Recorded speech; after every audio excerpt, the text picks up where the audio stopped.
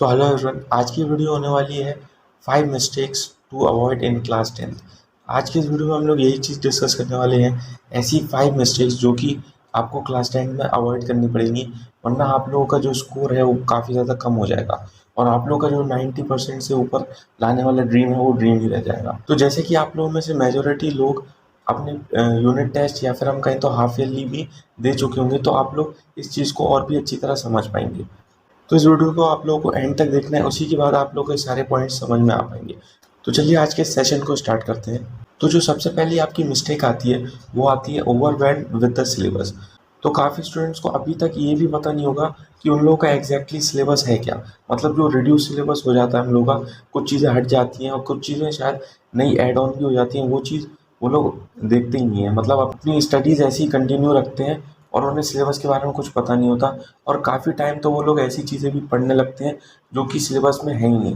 तो इस केस में आप लोग अपना हार्ड वर्क तो पूरा कर रहे हैं, बट आप लोगों को कोई भी उसका रिजल्ट नहीं मिलेगा, क्योंकि वो जो टॉपिक आप पढ़ रहे हैं उससे शायद एग्जाम में कोई क्वेश्चन ही ना आए।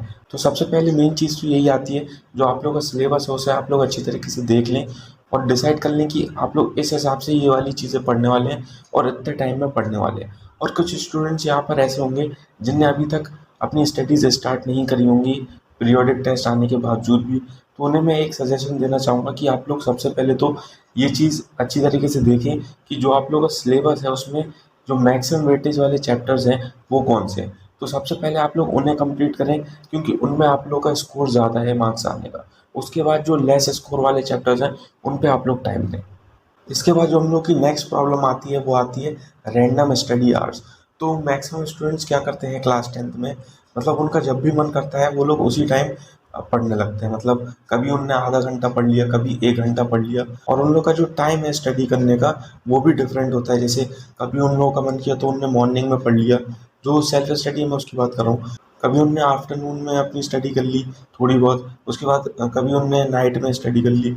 मतलब 2-2 3-3 दिन के हिसाब से चेंज करते रहते हैं, उनका एक प्रॉपर शेड्यूल नहीं होता। तो यहाँ पर मैं ये चीज़ बिल्कुल भी नहीं कहूँगा आपसे कि आप लोग एक टाइम टेबल बनाएं, मतलब उसमें आप लोग एक एक मिनट अपना फिक्स कर लें कि मुझे ये चीज़ करनी है, ये चीज़ करनी है। मैं जिस हिसाब से ये कह रहा हूँ कि आप लोगों के पास डे स्टार्ट होने पर ही एक ओवरव्यू होना चाहिए कि आप लोग को एटलीस्ट इतने आवर्स की स्टडी तो डेली करनी है।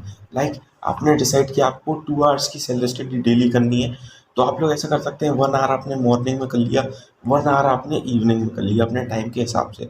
उसे आप लोगों को कंटिन्यूसली रोज़ करना है। ऐसा नहीं कि अभी आप लोगों को कभी टाइम मिला तो आप लोगों ने एक दिन 4 घंटे पढ़ ली, फिर आप लोग 3-4 दिन तक पढ़ ही नहीं रहे, क्योंकि उसका कोई फ़ायदा नहीं रहेगा जब तक आप लोग कंसिस्टेंसी के साथ नहीं पढ़ेंगे। और इसी पॉइंट में मैं एक और चीज़ ऐड करना चाहूँगा, यहाँ पर बहुत से स्टूडेंट क्या होते हैं, उन्हें अपने टीचर्स अच्छी तरीके से समझ नहीं आती कि क्या सेट करने हैं। मतलब जैसे स्कूल में तो जो आपको पढ़ाया है वो ठीक है, मतलब जो आप लोग जैसे ऑनलाइन कहीं पर पढ़ रहे होंगे या फिर यूट्यूब से पढ़ रहे होंगे, तो बहुत से स्टूडेंट्स का क्या होता है कि अपने टीचर्स को डिसाइड नहीं कर पाते। वो कभी कोई सब्जेक्ट किसी टीचर से पढ़ते हैं, कभी कुछ किसी टीचर से पढ़ते हैं, उससे कभी-कभार उन्हें कन्फ्यूजन भी होने लगती है। तो आप लोग को एक बार आप लोग को अच्छी तरीके से अपने जो टीचर्स हैं उन्हें सेट कर लेना है कि आप लोग ये सब्जेक्ट इनकी वीडियो से देखेंगे, जिससे आप लोगों को अच्छी तरह समझ में आता है। ये चीज़ भी आप लोगों का काफ़ी सारा टाइम सेव करेगी। कभी-कभार हम लोग कोई भी चैप्टर ओपन तो कर लेते हैं ऑनलाइन यूट्यूब पर, फिर हम लोगों को किसी टीचर का कुछ समझ नहीं आता, फिर हम लोग दूसरे का देखते हैं, ऐसे हम लोग का टाइम वेस्ट होता है।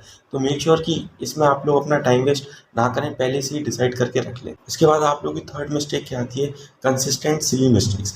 तो जैसे कि आप लोग की यूनिट टेस्ट हो गए होंगे या फिर हाफ ईयरली भी हो गए होंगे, तो आप लोगों ने कोई चीज़ ऑब्जर्व की होगी कि आप लोगों ने इन एग्ज़ाम्स में अपनी कोई सिली मिस्टेक्स कर रखी हैं। जैसे बहुत से स्टूडेंट्स का ये रहता है कि उन लोगों का हो सकता है स्पेलिंग एरर्स आते हैं या कैलकुलेशन मिस्टेक्स आती हैं, तो इन चीज़ों को वो लोग अवॉइड करते हैं।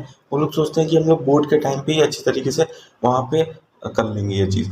लेकिन क्या होता है, वो लोग अपनी स्टडीज़ तो करते रहते हैं, बट इन चीज़ों पे जो अपनी जो वीकनेसेस हैं उन पे वो लोग वर्क नहीं करते, जिससे कि उन लोगों का बोर्ड एग्ज़ाम में स्कोर वो बहुत ज़्यादा लेस हो जाता है। तो आप लोगों को पहले से ही ये सारी चीज़ें ऑब्जर्व करनी है और इन पे वर्क ऑन करना है। कुछ लोगों को क्या रहता है कि आंसर फ्रेमिंग में प्रॉब्लम आती है, उन्हें पता तो रहता है कि इसका आंसर क्या है, बट वो ऑन द स्पॉट वहाँ पे जब एग्ज़ाम टाइम होता है वहाँ पे ब्लैंक हो जाते हैं। तो वो मिस्टेक आपको नहीं करनी है।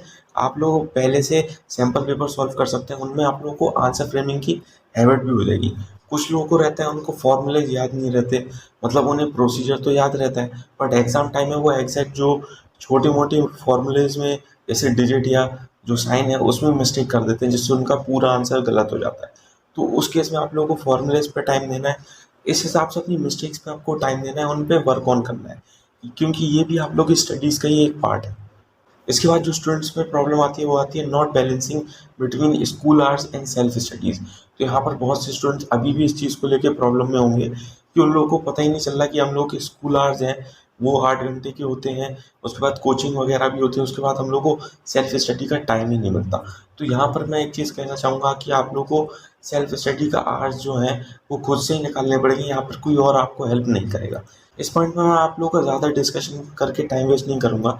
इस पर मैंने ऑलरेडी एक वीडियो बना रखी है कि कैसे आप लोग अपने सेल्फ स्टडीज़ के टाइम को अपने डेली शेड्यूल में से निकाल सकते हैं।